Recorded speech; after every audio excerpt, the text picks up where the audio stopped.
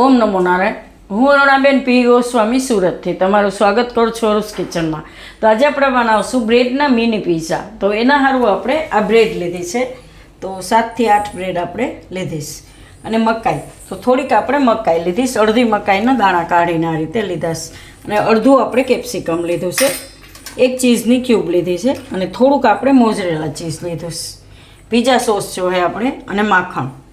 અને મસાલામાં આપણે થોડુંક મીઠું જોઈએ સ્વાદ પ્રમાણે. અને આ આપણે લીધું છે પીઝાનું, જે એમાં નાખવાનું આવે આપણે ઓરેગાનો કે કંઈ પણ હાલે એમ. અને ચીલી ફ્લેક્સ, બસ આટલી જ વસ્તુ આપણે જરૂર પડશે. અને થોડુંક પાણી, આપણે આને મકાઈના દાણાને થોડાક બાફવા પડે એટલે. તો આ મકાઈના દાણા છે એને આપણે થોડાક બાફી લેવું. તો આમાં આપણે થોડુંક પાણી લીધું છે. ગેસ ચાલુ કરશું અને આમાં આપણે બધા દાણા નાખી દઈશું. તો આને બહુ વાર નથી લાગતી બફાતા. પાણી ઉકળે એટલે 2 થી 3 મિનિટમાં જ બફાઈ જાય છે. તો એ દાણા બફાય ત્યાં સુધીમાં આપણે આ બ્રેડ છે એને આપણે કટ કરી લેવું. તો એને આપણે રાઉન્ડ શેપમાં કાપવાનો છે. તો આ રીતનો કોઈ પણ ગ્લાસ કે વાટકી કે તમારી પાસે હોય એને લઈને તમે કાપી શકો એમ. તો આ રીતે આપણે એને ગોળ કાપશું. અને બ્રેડ વધે એને તમે ગમે એમાં કટલેસ કે ગમે એ બનાવો એમાં વાપરી શકો એમ. તો આ રીતે આપણે બધી બ્રેડ કાપી લેવું.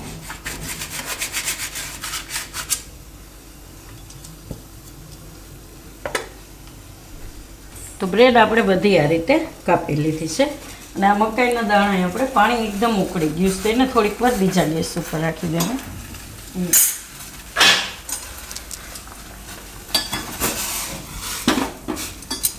અને અહીં આપણે એક તવી રાખશું આ રીતની. આની ઉપર આપણે થોડુંક માખણ લગાવશું.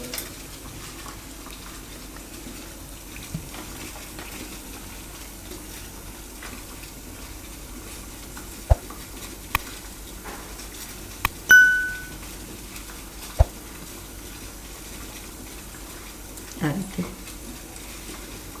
અને આની ઉપર આપણે આ બ્રેડ ગોઠવશું. તો બ્રેડની એક સાઈડ આપણે થોડીક શેકી લેવું. ને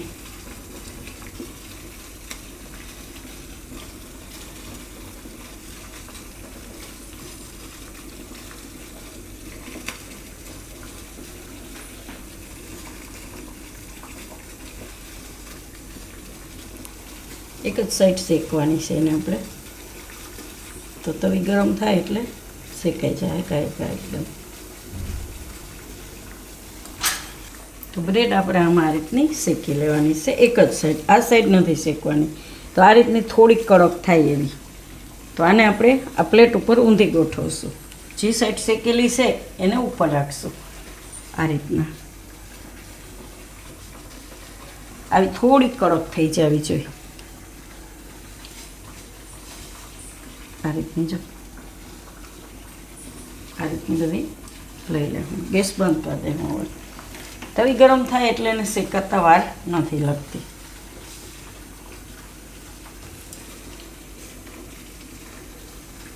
આ રીતની. હવે મકાઈ ચેક કરી લેવું આપણે. તો મકાઈ આપણે બફાઈ દઈશ આ રીતની. હજી એમાં બફાય એટલે થોડી ઘણી હોય તો હાલે. આને આપણે હવે કાઢી લેવું.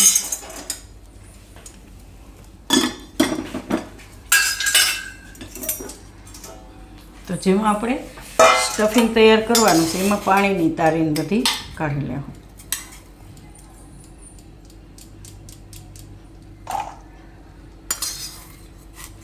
અને થોડીક ઠંડી થવા દેવું. એ તો તરત થઈ જાય એમ. ખાલી એની ગરમ હવા નીકળી જવી જોઈએ.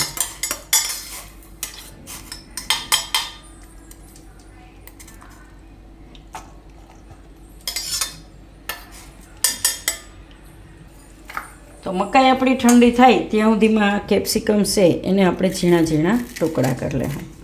તો બેનો ભાગ કાઢી નાખશું અને એકદમ નાના નાના ટુકડા કરશું આના આપણે. પાતળા પાતળા આ રીતના.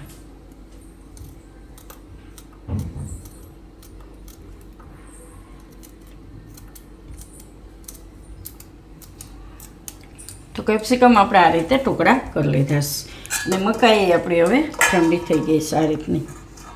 તો બધું આપણે મસાલો તૈયાર કરીશું. તો આમાં આપણે આ કેપ્સિકમ નાખી દેવું અને ચીઝ, મોઝરેલા ચીઝ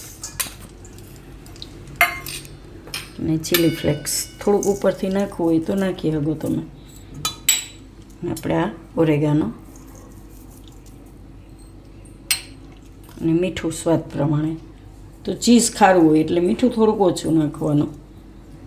અને આ બીજું ચીઝ છે એને આપણે છીણીને એમાં નાખી દઈશું. તો આને આપણે આમાં છીણીને નાખી દઈશું. તીખાશમાં તમારે વધારે તીખાશ જોતી હોય તો મરી પાવડર અહીં નાખીએ શકો, પણ ચીલી ફ્લેક્સથી અસલ તીખું થઈ જાય. અને આપણે જે પીઝા સોસ લઈ એમાંય થોડીક તીખાશ હોય.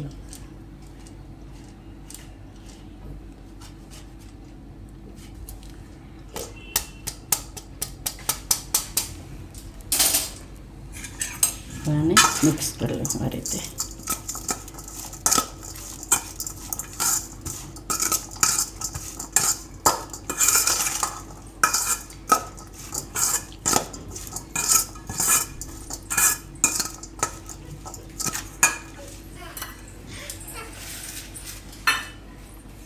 તો હવે આપણે આ જે બ્રેડ શેકીને રાખી હતી એની ઉપર આપણે લગાવશું પીઝા સોસ.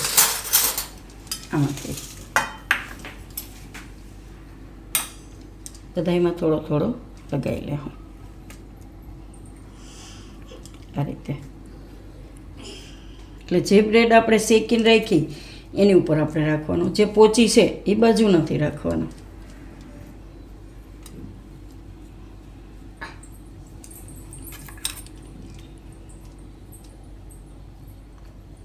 તો બધા ઉપર આપણે આ રીતે લગાવી લીધો સોસ. હવે આપણે તવીને થોડીક ગરમ કરવા મૂકી દેવું. તો ગેસ ચાલુ કરી દેવું આપણે.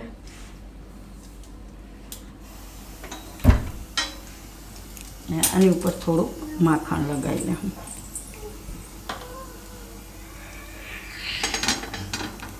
ગેસ ધીમું રાખીશું થોડુંક.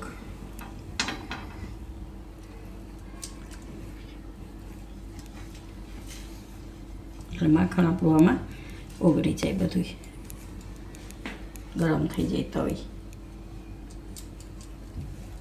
તો ત્યાં સુધીમાં આપણે આની ઉપર આપણે લગાવી દઈએ બધું. તો આ રીતે આની ઉપર ચમચીથી આપણે લગાવી લઈશું આ રીતના.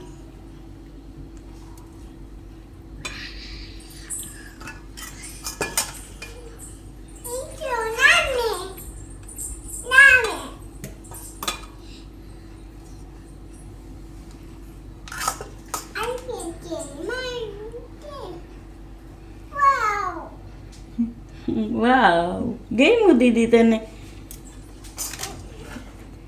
તો બધા ઉપર આ રીતે લગાવી લેવું આપણે.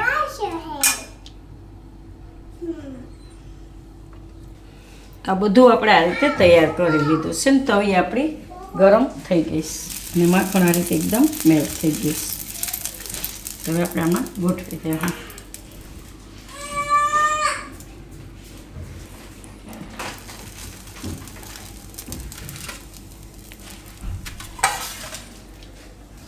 જેટલા આમાં એટલા રાખવાના, નહીં તો બીજી વાર એને પાછું મૂકી દેવાનું.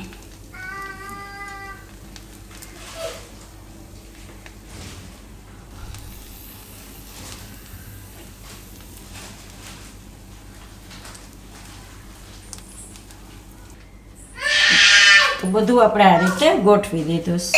તો એને આપણે પાકવા દેવું નીચેથી અને ઢાંકી દેવું આ રીતે. કોઈ પણ ઢાંકણું લઈ અને મીડિયમ ગેસ રાખીને એને પકાવી લેવું. જરૂર પડે તો થોડુંક સાઈડમાં માખણ લગાવી દેવાનું, એમ કે તમે ઘીમાંય બનાવી શકો અને તેલમાંય બનાવી શકો, જેમાં બનાવવું હોય એમાં. તો એક ના હમણું, બાકી બધા કેમ કે ઢાંકવાનું હોય એટલે એટલામાં આવે એટલું જ આપણે મૂકી શકીએ એમ.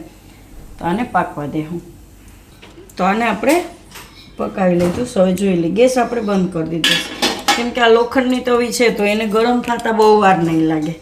તો આ રીતે ચીઝ આપણે મેલ્ટ થઈ જાય ત્યાં સુધી પકાવવાનું. તો એકદમ અંદર પાછળ આ રીતનું કડક થઈ જાય. તો આને કાઢી લેવું આપણે. એકદમ સરસ કડક થઈ જાય.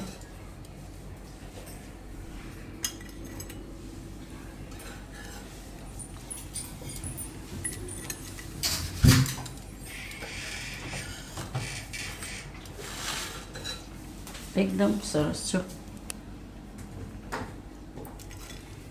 તો છોકરાઓને આવું અલગ અલગ બનાવી દઈ તો ભાવે એમ.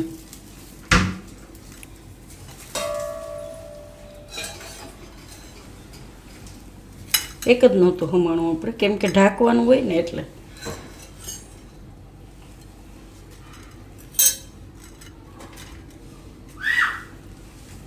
તો બીજું મૂકી દે. હું એક છે પણ બીજું તમે બ્રેડ હોય એક્સ્ટ્રા તો મસાલો તો છે જ, તો તમે બનાવીને એમાં મૂકી શકો એમ. આખી બ્રેડમાંય તમે બનાવી શકો એવું નહીં, પણ આ થોડોક સેફ ગોળ હોય આ રીતનો તો છોકરાઓને મજા આવે એમ.